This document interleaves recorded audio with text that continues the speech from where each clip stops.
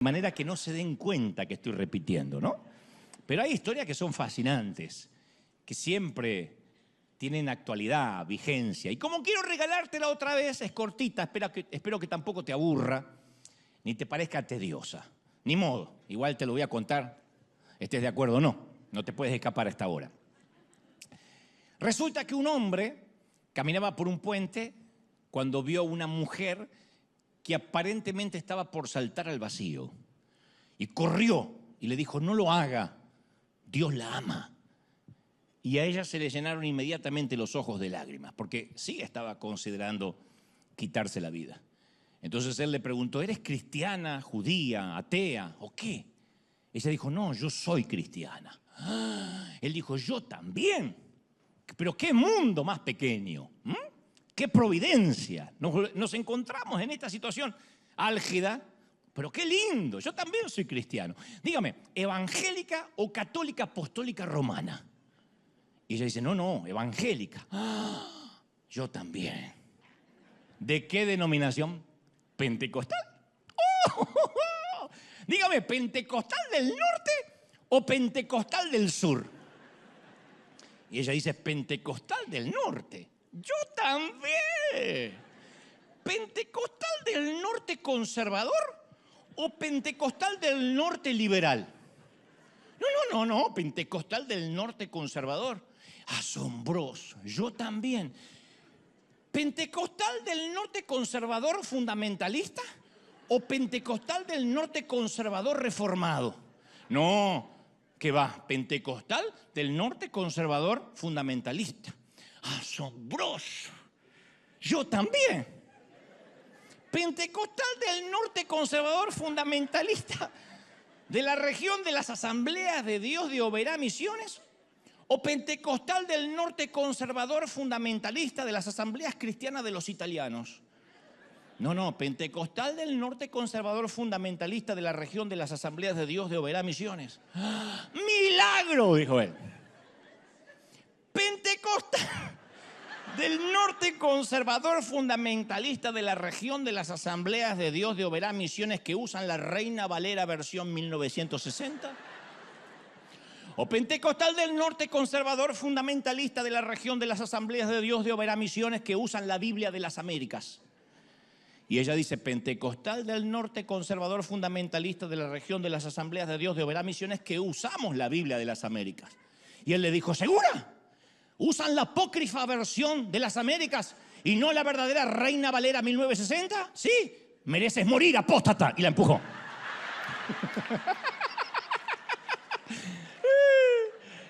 No importaba todo aquello en lo que coincidían.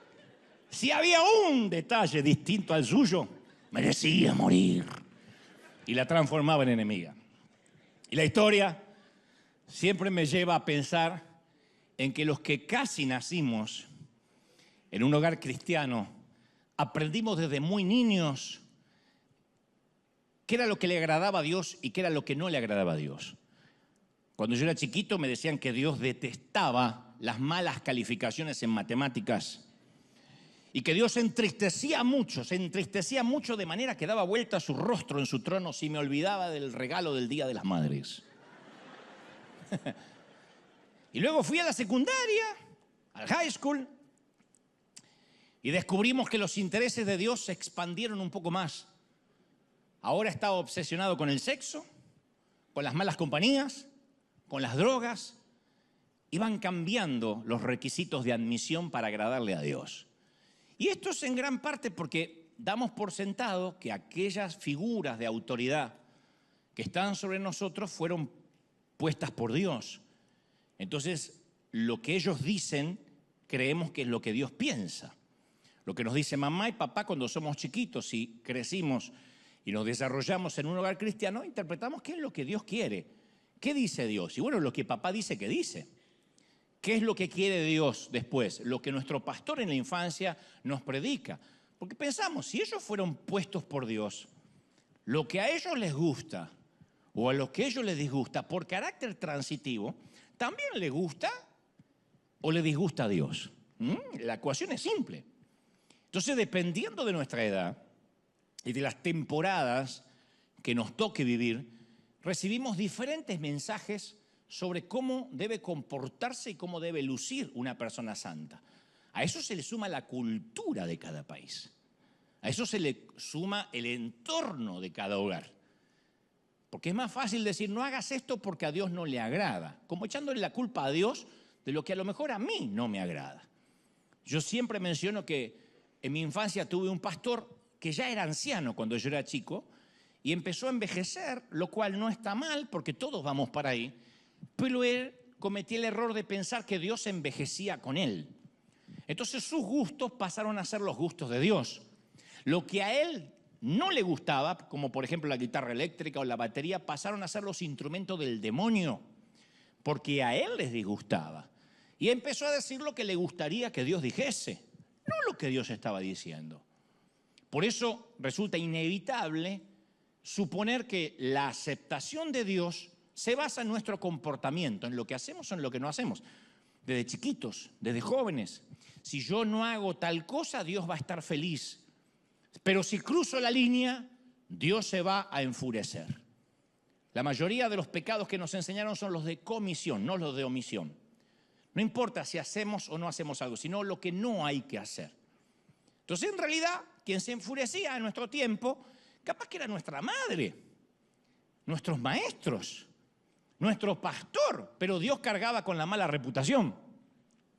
Decía, esto no le agrada a Dios, y nosotros le creíamos. Y muchas de nuestras creencias, de nuestro sistema de creencias, de lo que le agrada a Dios y de lo que no le agrada a Dios, a veces es producto simplemente de las mentes de quienes nos formaron, que no está mal. Pero a veces uno tiene que hacer un análisis y decir, a ver, ¿por qué yo sigo repitiendo esta historia? Si a lo mejor no tiene sentido, pero la iglesia está llena de cosas que hacemos sin preguntarnos por qué las hacemos. Y cuando aprendemos cómo hacerlas y olvidamos el por qué, lo más posible es que estemos transitando los rieles de la tradición. Esta otra historia también te la conté muchas veces, de aquel muchacho que se casa y nota que su esposa, jovencita, hace una pizza y luego le corta las puntas y deja una pizzita cuadrada así y la mete en el horno y lo demás lo tira. Y dice, ¿estás loca? Y le dice, ¿por qué haces eso? Tiraste un montón de pizza. Y ella le dice, bueno, mamá lo hacía así. Entonces un buen día que se encuentra con la suegra, le dice, suegra, le quiero preguntar, ¿de dónde su hija saca esa idea de cortar los pedazos de pizza?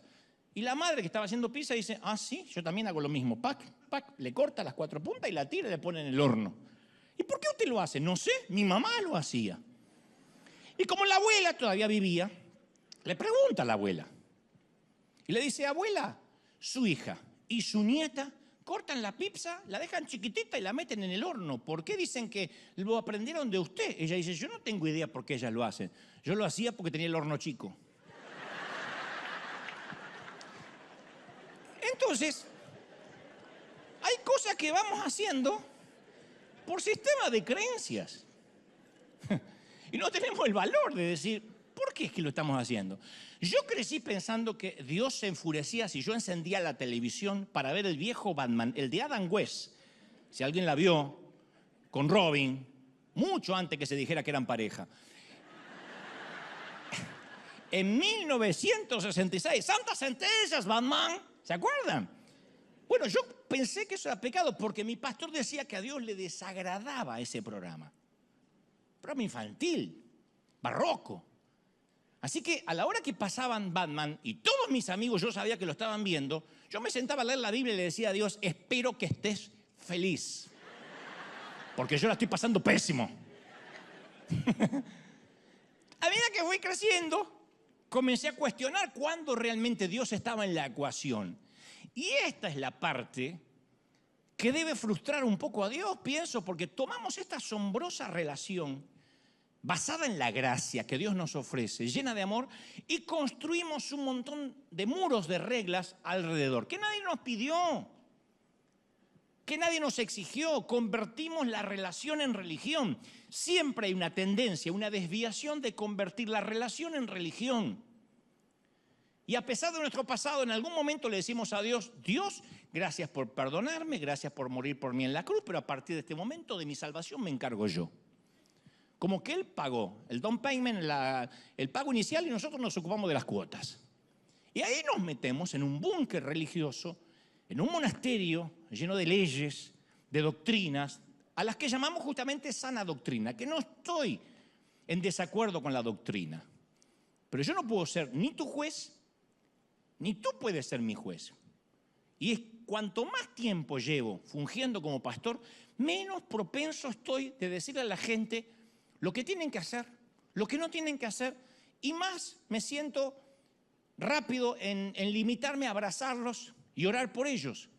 Entonces, si eres una de las personas que buscas una iglesia donde tienen una lista tonta de lo que debes y lo que no debes para agradar a Dios, te equivocaste de iglesia. Porque no funciona con una lista. Yo no soy aparte lo suficientemente sabio para saber qué hacer en cada ocasión, decirte qué tienes que hacer en cada circunstancia de la vida. No he vivido lo suficiente, soy un chamaquito de 20 y pico. No sé. Pero existe una respuesta sencilla a prueba de fallos. Funciona en todas las culturas, funciona en todas las épocas, en todas las familias, en todo tipo de personalidades y se llama Jesús. No es una lista, es Jesucristo, es una relación. Y cuando uno se centra, quiero conocer más a Jesús, quiero conocer más a Dios, y no se centra en un conjunto de doctrina, todas las cosas se encajan en su lugar.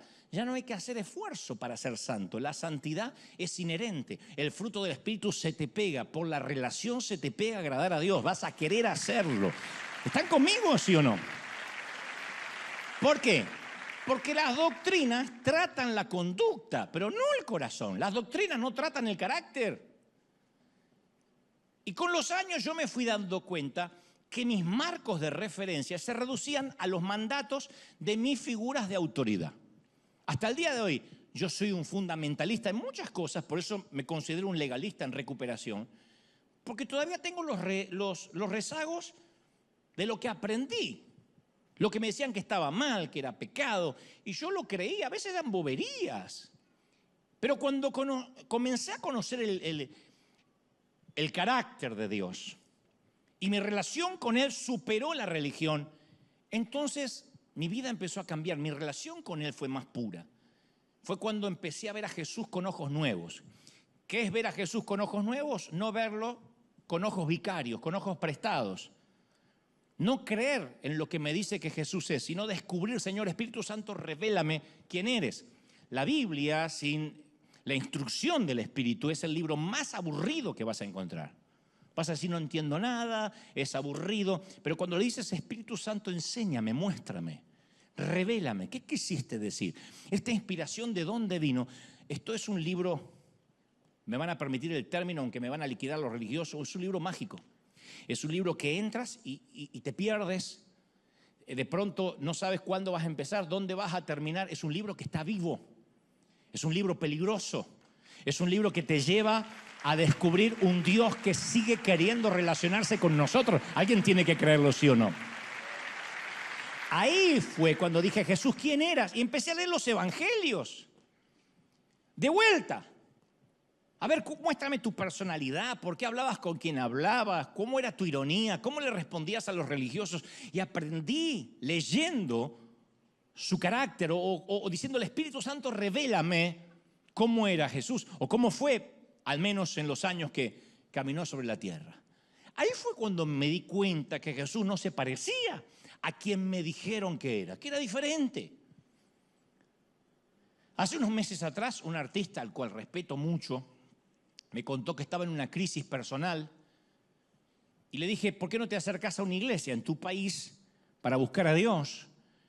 Y dijo, yo no tengo problemas con Dios, yo soy muy creyente, pero no quiero saber nada con la gente que asiste a la iglesia. Y yo le dije, ¿por qué tuviste una mala experiencia? Y me dice, no necesito ir, de tan solo ver cómo se tratan entre ustedes. Yo creo que a mí me destrozarían tan solo de verme entrar.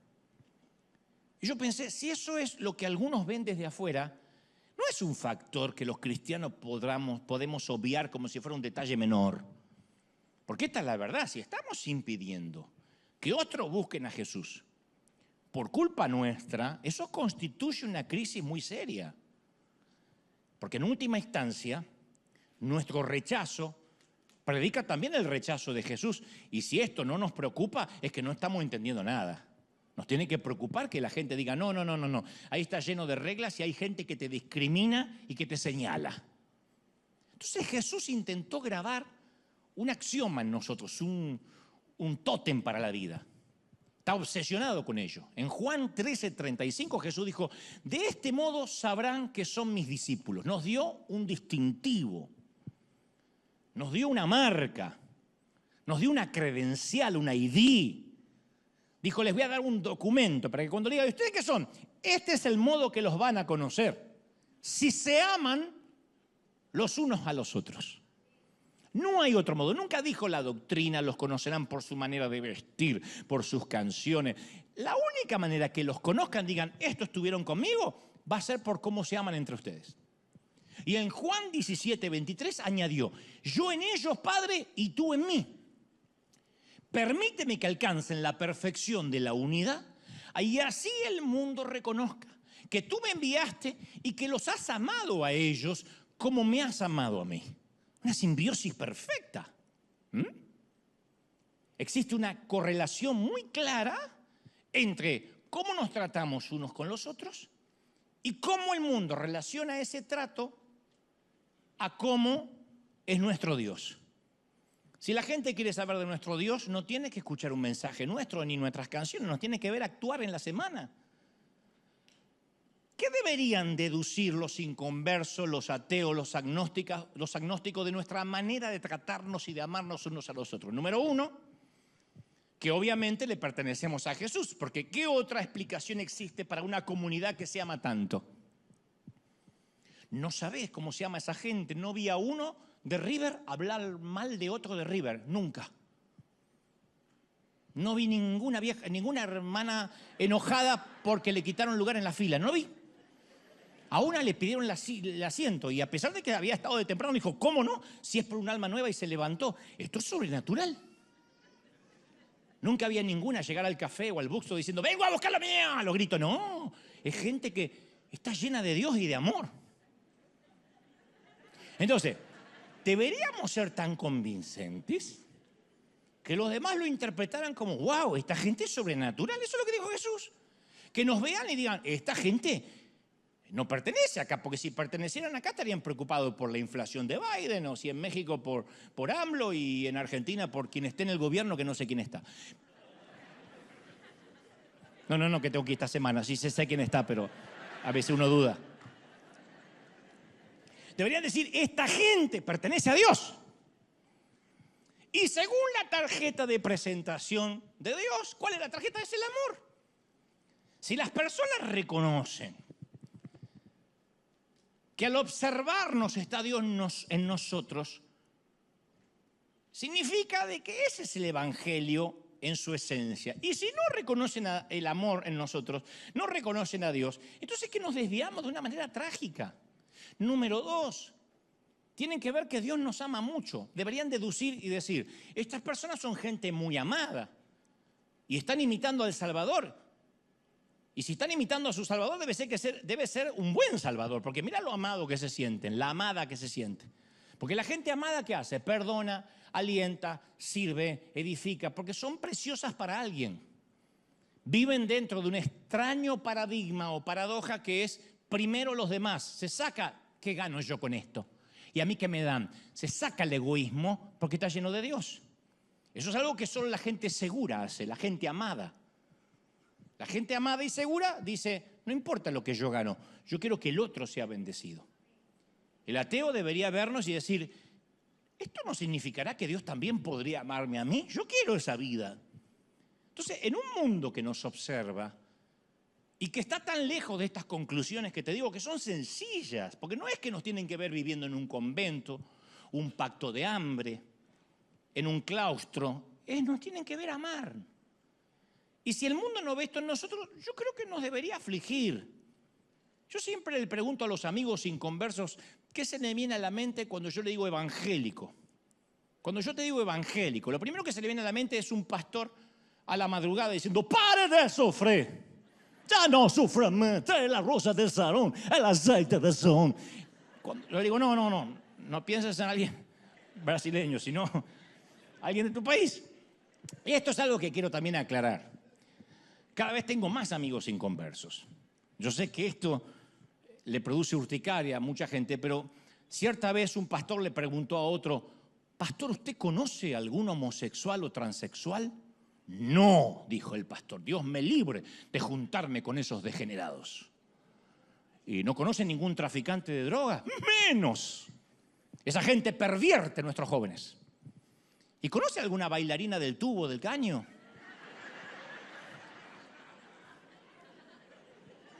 No del tubo horizontal, esas son las que hacen ballet, del tubo vertical. Mira cómo conoce el hermanito, ¿eh? De esos clubes para adultos. Y el otro dice: pastor, usted me está ofendiendo. No sé a qué apunta con esto. ¿Cuándo fue la última vez, sigue el otro, que le habló con una prostituta? Pastor, usted está intentando acusarme de algo. Soy un hombre de Dios y no tengo comunión con ese tipo de gentuza.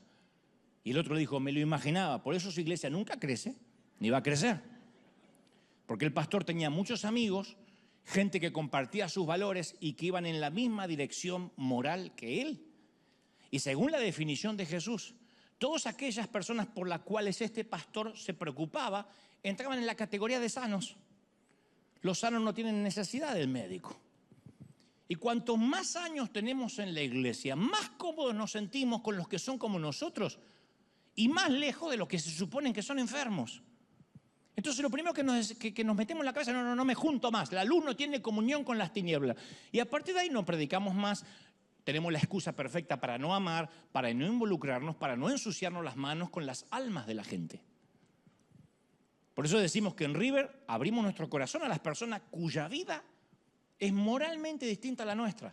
No para compadecernos de ellas, no para reprenderlas, no para convertirlas en un proyecto evangelístico o en un trofeo de nuestra evangelización, sino a priori, en primera instancia, para amarlas, para abrazarlas y decirle: aquí te vas a encontrar con gracia.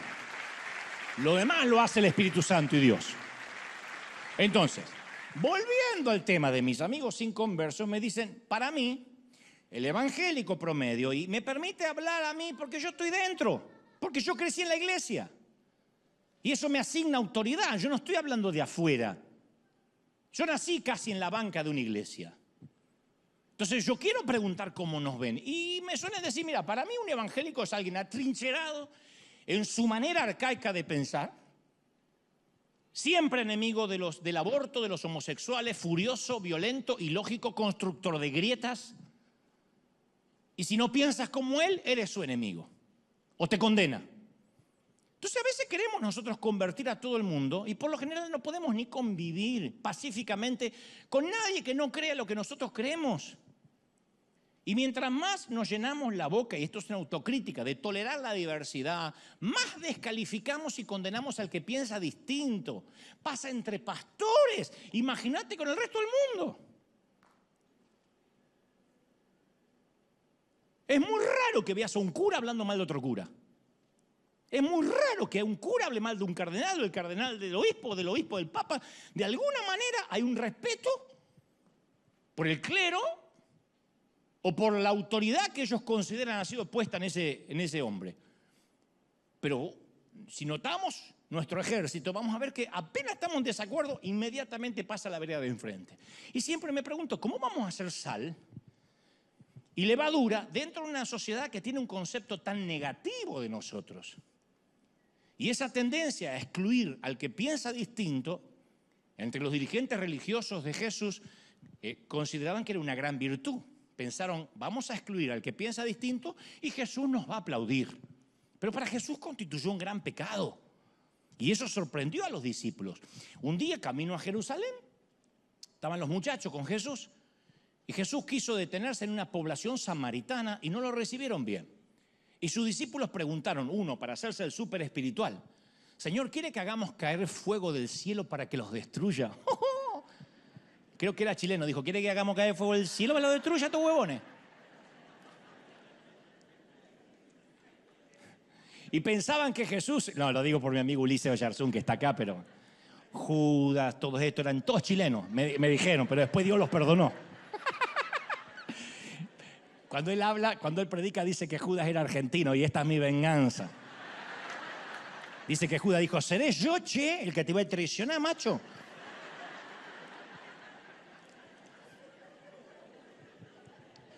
¿Quiere que hagamos descender fuego del cielo? Y pensaron, esta propuesta le va a encantar a Jesús. Va a decir, qué santo que son esos tipos. Ellos dijeron, vamos a adoptar una posición. Nosotros somos los que estamos del lado de Jesús. Eran los guaruras, los guardaespaldas de Jesús. Y vamos a defenderlo y con esto nos ganamos una moneda con Jesús. Vamos a quemar a los que piensan diferente. Jesús se volvió y los reprendió. Él no necesitaba abogado. Jesús no necesita abogados defensores. Para Jesús las categorías no se dividen entre nosotros y ellos, evangélicos y católicos, perfecto e imperfecto, santo y pecador, porque esto colocaría a la humanidad de un solo lado, del lado equivocado. Lo cual no quiere decir que Jesús concordara con todas las personas, que fuera relativista, que temiera enfrentar, porque Jesús, vaya, caramba, que confrontaba, pero nunca sucumbió ante el prejuicio de la pertenencia, del grupo de pertenencia.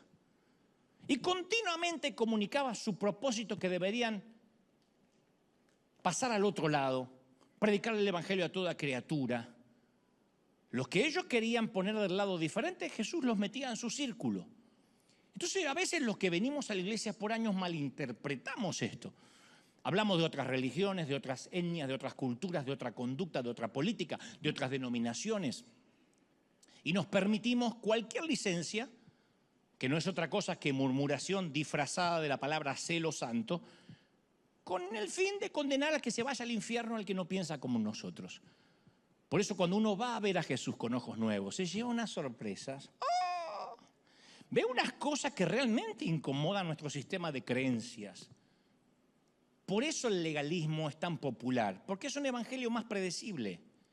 El legalismo siempre es un territorio más claro. Tú vienes aquí los domingos y yo te digo cómo se tienen que vestir las mujeres, ¿ok? Y así Dios se va a agradar. Punto, se terminó el evangelio. Entonces andan unas mujeres con la falda larga acá, que le hacen juego con la lengua. Pero nadie mira en su interior, sino el exterior. Pero funciona así, dame una regla por día. Pastor, dame una regla por día. Dime que a Dios no le agrada Batman y yo no voy a ver Batman o no voy a ver Los Simpsons y así sabré que por no ver Los Simpsons yo agradé a Dios. ¿De verdad? No, es que si puedo marcar los límites voy a estar tranquilo en cuanto a mi estatus evangélico. Ese estatus que siento la obligación que tengo que defender y de lo único que estoy seguro, de que soy evangélico y que odio el aborto. No. El camino más fácil siempre es marcar reglas. Hasta para mí es sencillo predicar un sermón legalista. Porque así yo logro que la mayoría que está acá tenga culpa y pase el altar llorando. Empiezo a decir, aquellos que tuvieron pensamientos promiscuos de sexo esta semana, aquellos que miraron pornografía, aquellos que se masturbaron, aquellos que miraron el trasero ajeno, no queda uno sentado en la silla. Queda el hipócrita que miente, ¿no? Entonces la culpa se genera rápido, la convicción de pecado no. La convicción de pecado la produce el Espíritu Santo. No quiero ofender a mi Dios, no quiero lastimar a mi Señor. Pero ¿qué hace la regla? Confirma los que están fuera y los que estamos dentro. Y confirma la teoría de que hay gente fuera. Y es un truco barato, desde luego, pero eficaz. Si yo puedo criticar tus creencias, tus interpretaciones, tus tradiciones y doctrinas, yo aseguro mi estima. No importa si son cuestiones periféricas, porque la mayoría son cuestiones periféricas. Nadie está discutiendo la Trinidad, la muerte de cruz, su posterior resurrección. Siempre estamos discutiendo boberías, la música, la vestimenta y las luces y la pantalla. Pero a mí me conforta tener la razón y el otro no. Porque si yo estoy en lo correcto, entonces continúo siendo salvo. Porque estoy en lo correcto. Entonces eso es pensar que Jesús fue golpeado, torturado, crucificado, para que después intentemos salvarnos o mantener la salvación con nuestras insignificantes pequeñas obras. ¿De verdad?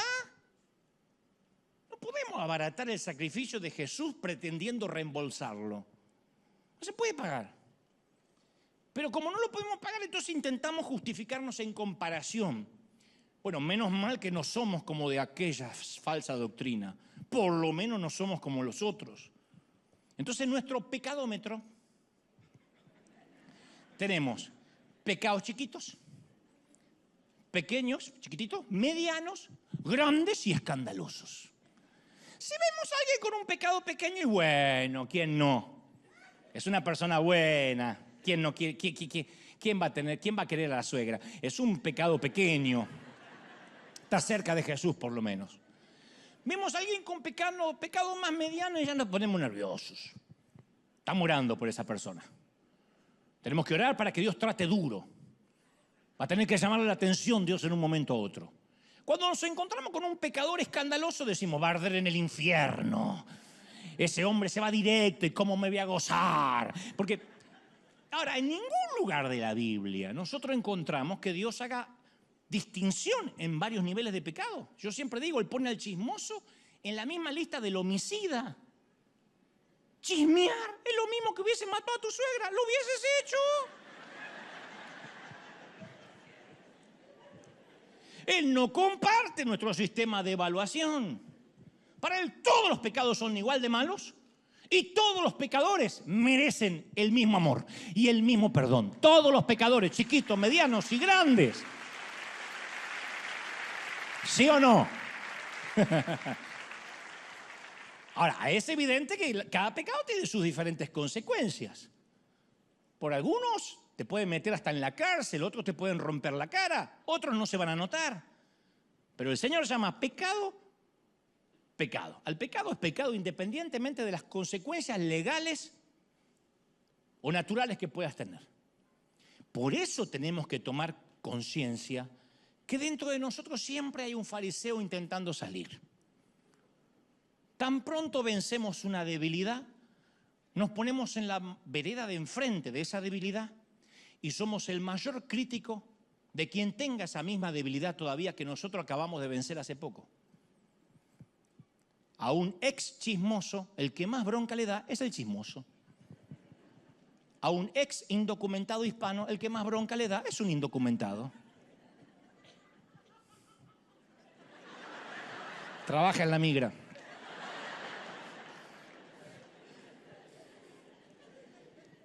Criticar las malas acciones de los demás resulta más cómodo que tratar con las propias, siempre más cómodo. Si no, no habría haters, no habría odiosos en las redes cristianas.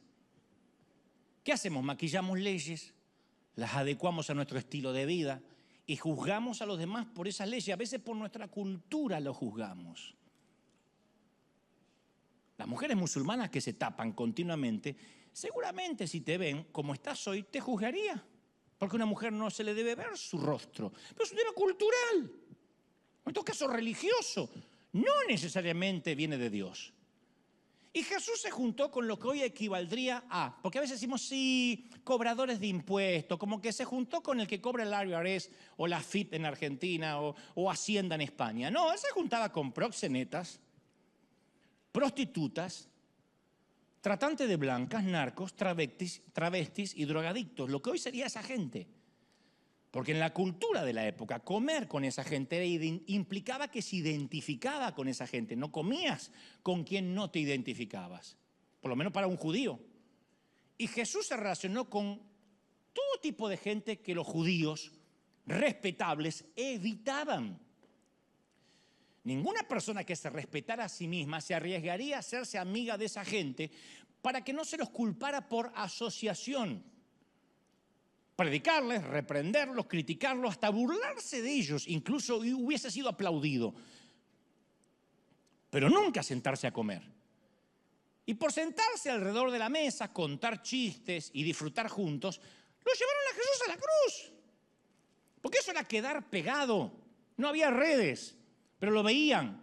Y a Jesús no le importaba el escándalo. Le gustaba pasar tiempo con los pecadores. Pasó gran parte de su tiempo juntándose con la chusma, con gente rota. Hablaba, comía, lloraba con ellos, los escuchaba y los servía. Cuando yo digo esto, no falta quien dice, sí, pero no se levantaban de la mesa igual. ¿Quién dijo? ¿En dónde hay registro que necesariamente quien comía con él se levantaba con la chiripiorca? ¿Quién? Él dijo, los sanos no tienen necesidad de médico, declaró Jesús, los enfermos sí. Y se rebajaba el nivel de ellos porque ellos nunca iban a poder subir al nivel de él. Y no se dedicaba a demostrar cuán santo él era, cuán santo él era. No demostraba lo bueno que él era. Solo les ofrecía esperanza. Jesús sigue siendo ese, el amigo de las personas que están dispuestas a admitir que tienen problemas. No tienes que ser bueno para ser amigo de Jesús. Solo necesitas ser sincero, con un corazón contrito, auténtico y humillado. Y el Señor te ama y te sienta a su mesa. ¡Como te ama el Señor! La Biblia es clara, vamos a pecar. Yo sé que hay gente que odia que diga esto, pero vamos a pecar.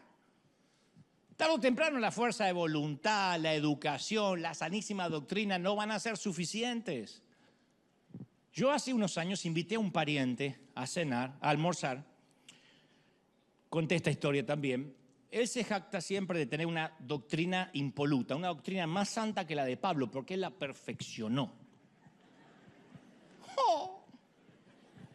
No anda en carro de fuego porque no quiere. Y él me decía, entendiste muy mal la gracia y lo que me lastima es que estás pervirtiendo a la gente que te oye, porque la gracia solo sirve para el perdón de pecados en la cruz. Después uno tiene, con sus obras, con su esfuerzo, con la doctrina, cuidarla. O sea, él agradece por la gracia cuando Jesús lo perdonó. Después se lo ganó. O sea, a mí no me tienes que regalar nada, yo me lo voy a ganar. Dice, porque yo cuido la santidad. De repente, mientras estamos hablando, Dios no me deja mentir. Yo veo que detrás de él viene una camarera con su pantalón muy ajustado. Yo veo que viene hacia aquí con una jarra de agua o de café. Y me di cuenta que como estaba él ubicado, yo iba a ver cómo la camarera venía, pero él iba a ver cómo la camarera se iba. Se entendió la metáfora, ¿no? Ustedes dirán, no me digas que la miró. No. Le hizo radiografía, ecografía, tomografía y ecodoppler. Se perdió en lo que estaba diciendo. Dijo, no, yo la sana... ¿De qué estábamos hablando? Me dijo, se perdió.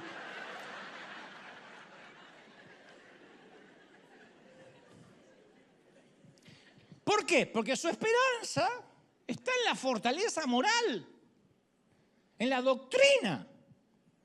Él no estaba diciendo yo no tengo la necesidad de ver. Él estaba aguantándose. Y quienes buscaban a Jesús como un salvador político también se sentían confundidos cuando él se sentaba con pecadores y a quienes elegía por compañeros, porque ellos también, como este pariente que yo te cuento, cuidaban su santidad a fuerza de tracción a sangre. A Jesús se lo conoció como amigo de los cobradores de impuestos, grupo que se identificaba con los explotadores extranjeros, con el gobierno de facto, no con los explotados. Censuró el sistema religioso de la época, pero trató con respeto a un líder como Nicodemo. Habló acerca de los peligros del dinero, pero se mostró con compasión con el joven rico. Habló muchas veces en contra de la violencia militar, pero halagó la fe del centurión romano. Jesús honró, en resumen, la dignidad de las personas, estuviera o no estuviera de acuerdo con ellos. Él no iba a fundar un reino sobre la raza, sobre el capitalismo, sobre el socialismo u otra clase social o divisiones de cualquier índole. Todos, incluso una mestiza con 5 maridos o un ladrón que moría en la cruz, eran bienvenidos a unirse a su reino. La persona era más importante que cualquier categoría o cualquier letra escarlata que colgara de su cuello. Jesús nunca creyó en las grietas ni en las denominaciones. Y yo me siento mal ante esta cualidad de Jesús cada vez que yo quiero quemar a alguien en pos de mis convicciones.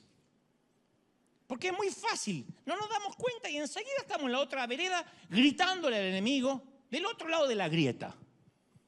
Qué difícil, mis queridos, recordar que el reino de Dios nos ordena, no nos sugiere, no nos recomienda, nos ordena amar a la mujer que acaba de salir de una clínica de aborto. La tenemos que amar. Uno dice, bueno, yo la amo, sí, pero también nos ordena amar al médico que la ayudó a abortar. No digo que está bien, estoy diciendo que los tenemos que amar. nos ordena, no nos sugiere amar a la persona promiscua que está muriendo de HIV y al rico empresario que está explotando a los pobres. Qué difícil es recordar que el reino de Dios nos llama a amar al que no comparte nuestra doctrina, al que no es evangélico, al que dice herejías y que quisiéramos que Dios lo avergüence. Si no podemos amar a esta gente, entonces nos tenemos que preguntar, ¿estamos entendiendo el evangelio? Porque Jesús dijo, en esto conocerán que sois mis discípulos, si defendéis la doctrina evangélica. No dijo eso. Dijo, si tuvieres amor uno con el otro. Lo dijo una noche antes de morir, la noche antes de morir. Entonces mi deseo es que veamos a los pecadores como Dios los ve. Mejor dicho, como Dios nos ve. Que cada vez señalemos menos con el dedo, ni intentemos salvar como si pudiéramos salvar a alguien. No podemos salvar a nadie.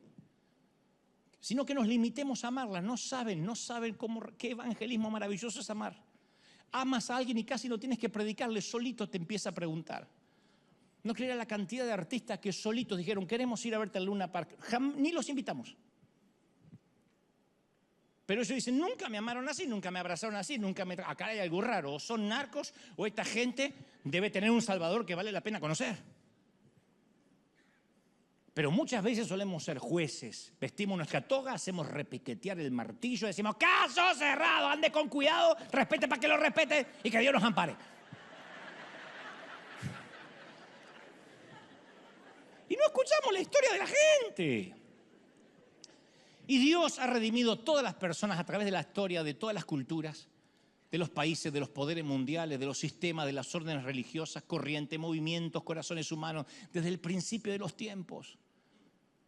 Hay caminos que escapan a nuestra comprensión. Él ha rescatado gente dentro y fuera de la iglesia, de las religiones dentro y fuera, de las tradiciones desde el origen de los tiempos.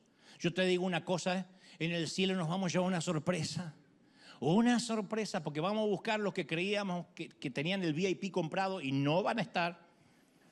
Y nos vamos a encontrar con gente que va a decir, ¿cómo cuerno vino este acá?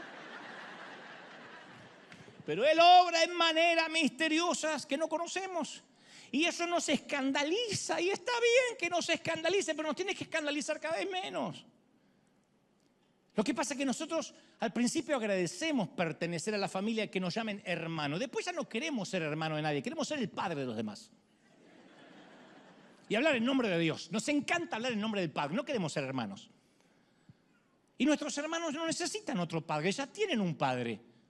¿Le dijiste alguna vez a alguno de tus hijos, si necesito tu ayuda para ejercer de padre o de madre, te aviso?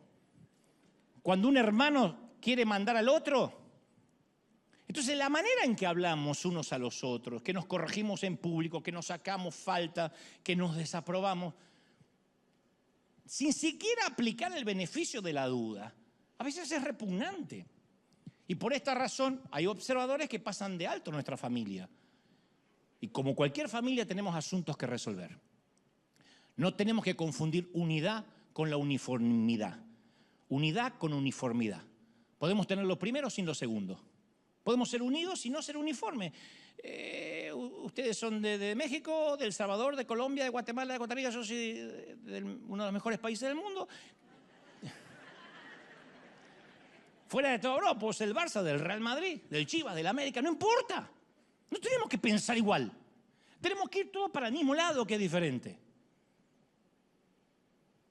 No tenemos que ser uniformes, sino unidos. Porque con toda seguridad somos la familia más desordenada que jamás se conoció. Y así Dios nos ama. Y la enseñanza de amar a los enemigos es la enseñanza más conocida y la que más se transgrede. Los seres humanos siempre nos ponemos uno de un lado del otro. Somos nosotros, somos ellos, siempre. La palabra grieta es famosa en todo el mundo. Hasta en los Estados Unidos de América, la grieta es tan marcada que el odio ya es visceral entre demócratas y publicanos. No solía pasar eso años atrás. Te hablo fuera de toda broma de Argentina. La grieta es tan espantosa que el mencionar el nombre de un político de la vereda contraria literalmente te podrías ligar un piedrazo en la cabeza. O si sientes que estás cruzándote de vereda. Yo te voy a contar algo. El nombre de cristiano fue un apodo peyorativo que los paganos le pusieron a los creyentes. El historiador Tácito decía que había una raza de hombres que era detestable por sus prácticas perversas, conocido vulgarmente como cristianos. Eran como los jesucitos, una cosa así, era algo peyorativo. Y los cristianos inmediatamente le devolvieron el favor llamándolos paganos, que viene de la palabra pagani, que significa pueblerino, civil, bruto. Cristiano, bruto. Los cristianos usaban la palabra pagano para referirse a los que no habían pasado por el bautismo de las aguas. Y como si fuera poco, pasan los años y nosotros todavía nos enfrentamos por denominaciones. Somos el único ejército que remata a sus heridos, siempre. Cuando uno de nosotros cae de la gracia, nos peleamos, que en realidad nunca cae de la gracia, diría Juan Carlos Ortiz, cae en la gracia, pero sí cae en nuestra desgracia. Y nos peleamos para ver quién lo avergüenza y quién lo expone más. Y yo sé que me queda mucho camino por recorrer todavía para relacionarme con las personas de manera más natural, como lo hacía Jesús, más auténtica, pero estoy aprendiendo, de verdad te lo digo, no es ironía, a escuchar sin reparos, a reírme y llorar con quienes piensan distinto, a ofrecer menos consejos. ¿Sabes cómo me cuesta a mí no ofrecer consejos? Cuando estoy con un inconverso que me dice, bueno, a mí me va bien porque yo me até esta cintita roja y todos los días le pongo un cigarrillo al Buda.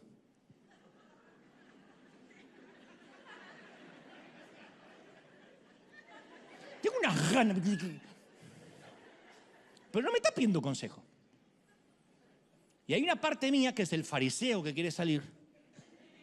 Y hay otra parte que me dice, pará, si total la charla recién empieza, ya solito va a venir. Y va a ver dónde queda el gordo ese con el cigarrillo. Pero, entonces, no me toca convencer a mí los que están equivocados y que yo estoy en lo correcto. No es tarea mía. Una de las cosas que aprendí de grande, nada más que me molesta haber aprendido de grande. Ahí viste que hay cosas que decir, ¿por qué no las supe esto a los 20? A mí no me toca cambiar a nadie. No soy el Espíritu Santo. Yo no convenzo a nadie de pecado. Yo no tengo que cambiar a nadie. A nadie. ¡Qué alivio! De hecho, imagínate que yo dijera, vamos a cambiar a esta gente. ¡Qué planteamiento arrogante! Pero a veces hasta somos groseros. Conocemos a un gay o a una pareja que convive sin estar casada y pensamos que tenemos la obligación de decirle inmediatamente en el primer encuentro lo que Dios piensa respecto a su sexualidad. Hay que decírselo. Como si la vida sexual fuera lo primero en la agenda de Dios. ¡Cásase! ¡Cásase! Y después vamos a ver si Dios lo ama. No, lo primero es el amor, la misericordia, lo que Jesús es. Después viene todo lo demás, el cambio de vida, el arreglo de las cosas que están desordenadas. A mí me fastidia muchísimo que apenas alguien me conoce, ya quiere meterse en mi vida personal. ¿No te molesta que alguien que no te conoce se quiera meter en tu vida personal? Bueno, vinieron los santos del convento del claustro de Jerusalén. Cuando alguien se quiere meter en mi vida, yo le digo, metete en tus asuntos, guarda el consejo hasta que te lo pidan. Los consejos hay que guardárselos hasta que te lo pidan. Yo evito los consejos como si fuera un chequeo de próstata. Los evito. Satanás.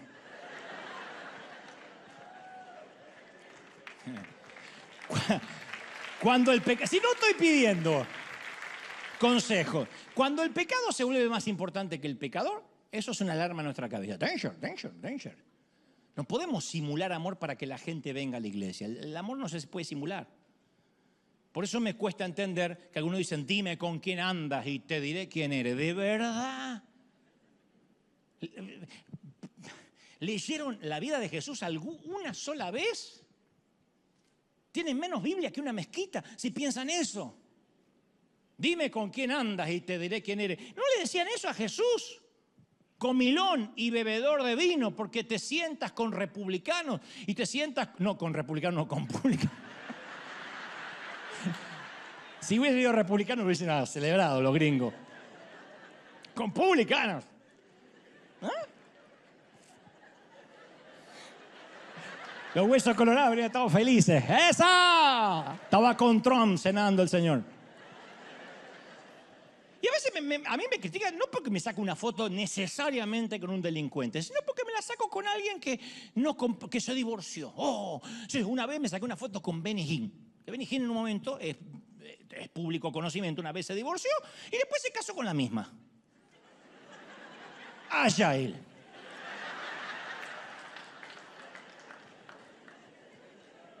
Pero parece que hubiese sacado con Satanás. Y nos olvidamos que el hombre escribió libros de bendición, que su libro Buenos días Espíritu Santo nos dejó llorando a unos cuantos. Ya no importa más nada. Si David se equivocó, del Salmo 51 para adelante hay que romper la Biblia. De verdad. Entonces a veces nos agarra urticaria. Ser buen cristiano no es tener la sana doctrina. Los fariseos tenían una doctrina impecable. Y Jesús redujo todo eso. En esto conocerán que sois mis discípulos, que os améis unos a los otros. Es el acto más subversivo que la iglesia puede tener. Mínimo entre nosotros para empezar, mínimo. Que nos defendamos codo a codo. Y no defendamos al perfecto, al que no se equivoca, defendamos al que viene lisiado del alma. Porque nuestros mejores esfuerzos por transformar la sociedad y la cultura no le va a enseñar nada al mundo. Lo que le va a enseñar al mundo es que nos amemos. Para amar al mundo tienen que ver nuestro ejemplo. Y Jesús nunca permitió que ninguna institución interfiriera con su amor por la gente. Y si mi activismo, por muy bien intencionado que esté, no incluye el amor, entonces no entendí el Evangelio de Jesús. ¿De verdad? Uy, menos mal, ya agarramos a aquella pareja que convivió y la casamos, ya está. Gloria a Dios que ya le metimos un anillo, una alianza y... ¿Quién la casó? Un Elvis Presley en La Vega. Pero la casamos. Estoy atascado en la ley. Y no el Evangelio de la gracia. Y la señal distintiva no es la sana doctrina ni la superioridad moral, es el amor. Pablo dijo en 1 Corintios 13, sin amor nada de cuanto hagamos, ni lenguas angélicas, ni agudeza teológica, ni ardiente sacrificio personal va a servir. Y te cuento una ironía, las iglesias que a veces se jactan de tener la más impoluta doctrina son las que más odian. Gente que pone lobos rapaces van a arder en el infierno.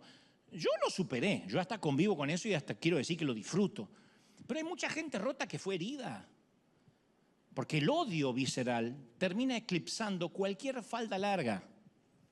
El odio eclipsa cualquier mantilla en la cabeza. Hay gente que si no fuera un delito criminal, con placer se pondría las capuchas del Ku Klux Klan e incendiarían la casa del que tiene otra denominación. Por lo menos a mí ya me dicen quemado hace rato, con antorchas. Y ahí es cuando somos sabios como palomas. Las palomas tienen un cerebro así. Sabios como paloma y astutos y mansos como serpiente. En vez de ser astuto como la serpiente y manso como la paloma, somos exactamente al revés. Somos mansos como serpientes. Y el Señor nos llamó sepulcros blanqueados. ¿Por qué alguien va a querer blanquear un sepulcro? Para hacer de cuenta que ahí hay vida y no muerte. Yo te engaño para que pienses que soy mejor. Escondo mi odio con una sonrisa. Pretendo ayudarte, pero espero que fracases. Te digo algo como con todo respeto, que Dios le bendiga, pero detrás está mi verborrea venenosa.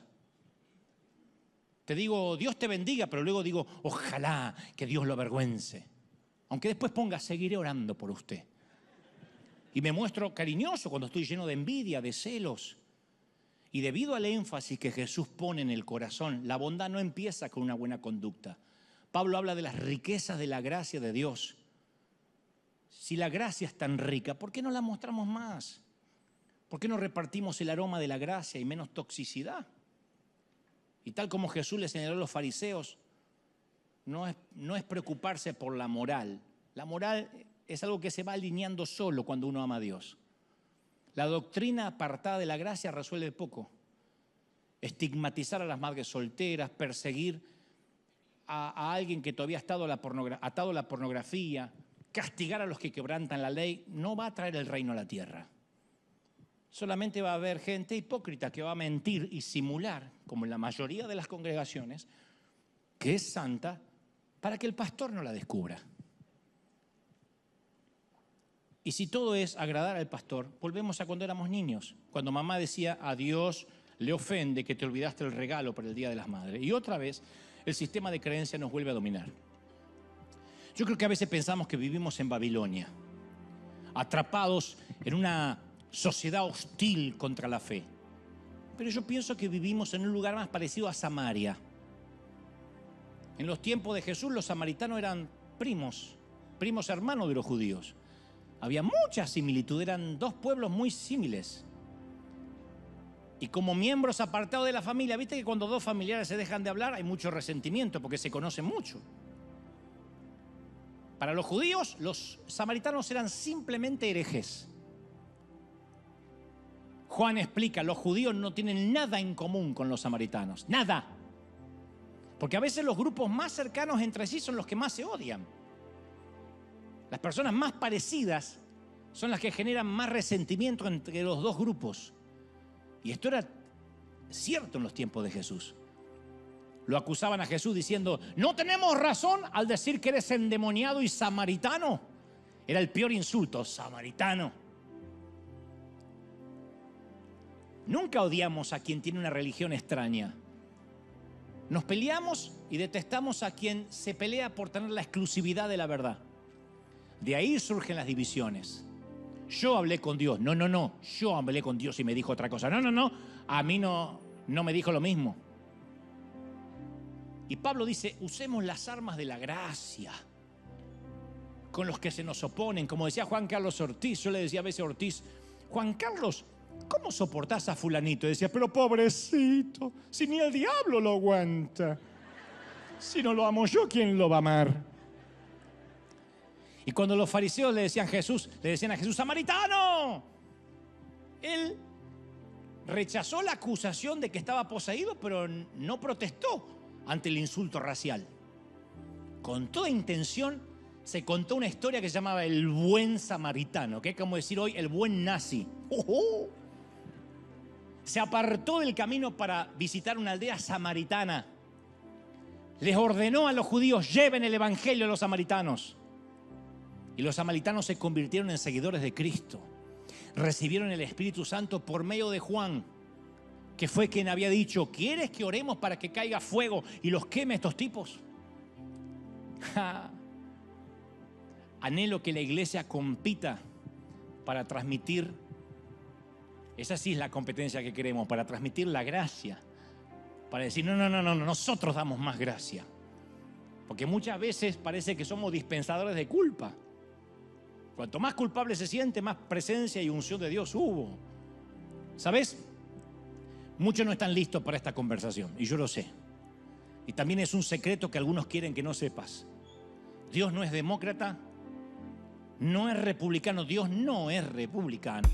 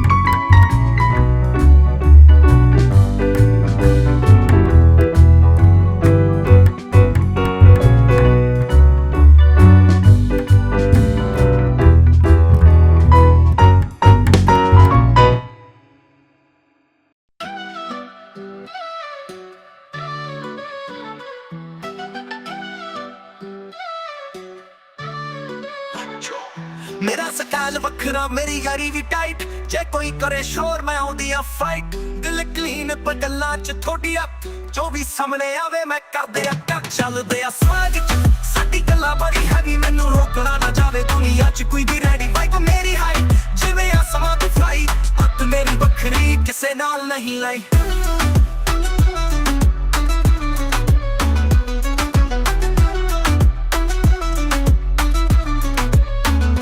ਨਜ਼ਰਾਂ ਨੇ ਦੇਖਿਆ ਪਰ ਸੋਚ ਨਾ ਪਹੁੰਚਦੀ ਸਾਡੀ ਸੂਰਤ ਦੀ ਕਿੱਲਤ ਤੇ ਸ਼ਕਲ ਵੀ ਰਾਇਲ ਹੈ ਜੇ ਕਿਸੇ ਨੇ ਪੰਗਾ ਫਿਰ ਚੱਕਦੇ ਆ ਕੰਮ ਦੁਨੀਆ ਨੂੰ ਦਿਖਾਈਏ ਕੌਣ ਹੈ ਅਸਲੀ ਬਸ ਚੱਲਦੇ ਆ ਸਵੈਗ ਸਾਡੀ ਗੱਲਾਂ ਬੜੀ ਹੈਵੀ ਮੈਨੂੰ ਰੋਕਣਾ ਨਾ ਜਾਵੇ ਦੁਨੀਆ 'ਚ ਕੋਈ ਵੀ ਰੈਡੀ ਵਾਈਬ ਮੇਰੀ ਹਾਈ ਜਿਵੇਂ ਆਸਮਾਂ ਦੀ ਫਲਾਈ ਹੱਥ ਮੇਰੀ ਵੱਖਰੀ ਕਿਸੇ ਨਾਲ ਨਹੀਂ ਲਾਈ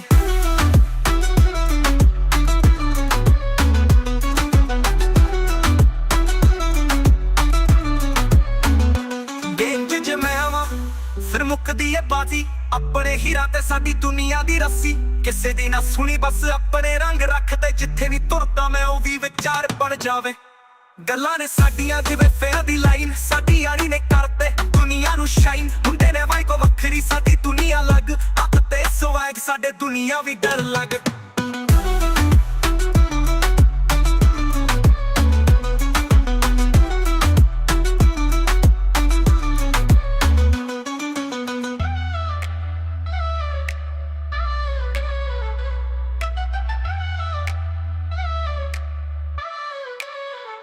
ਨਜ਼ਰਾਂ ਨੇ ਦੇਖਿਆ ਪਰ ਸੋਚ ਨਾ ਪਹੁੰਚਦੀ ਸਾਡੀ ਸੂਰਤ ਦੀ ਕਿੱਲਤ ਤੇ ਸ਼ਕਲ ਵੀ ਰਾਇਲ ਹੈ ਜੇ ਕਿਸੇ ਨੇ ਪੰਗਾ ਫਿਰ ਚੱਕਦੇ ਆ ਕੰਮ ਦੁਨੀਆ ਨੂੰ ਦਿਖਾਈਏ ਕੌਣ ਹੈ ਅਸਲੀ ਬਸ ਚੱਲਦੇ ਆ ਸਵੈਗ ਚ ਸਾਡੀ ਗੱਲਾਂ ਬੜੀ ਹੈਵੀ ਮੈਨੂੰ ਰੋਕਣਾ ਨਾ ਜਾਵੇ ਦੁਨੀਆ 'ਚ ਕੋਈ ਵੀ ਰੈਡੀ ਵਾਈਬ ਮੇਰੀ ਹਾਈ ਜਿਵੇਂ ਆਸਮਾਂ ਦੀ ਫਲਾਈ ਹੱਥ ਮੇਰੀ ਵੱਖਰੀ ਕਿਸੇ ਨਾਲ ਚੱਲਦੇ ਆ ਸਵੈਗ ਚ ਸਾਡੀ ਗੱਲਾਂ ਬੜੀ ਹੈਵੀ ਮੈਨੂੰ ਰੋਕਣਾ ਨਾ ਜਾਵੇ ਦੁਨੀਆ 'ਚ ਕੋਈ ਵੀ ਰੈਡੀ ਵਾਈਬ ਮੇਰੀ ਹਾਈ ਜਿਵੇਂ ਆਸਮਾਂ ਦੀ ਫਲਾਈ ਹੱਥ ਮੇਰੀ ਵੱਖਰੀ ਕਿਸੇ ਨਾਲ ਨਹੀਂ ਲਾਈ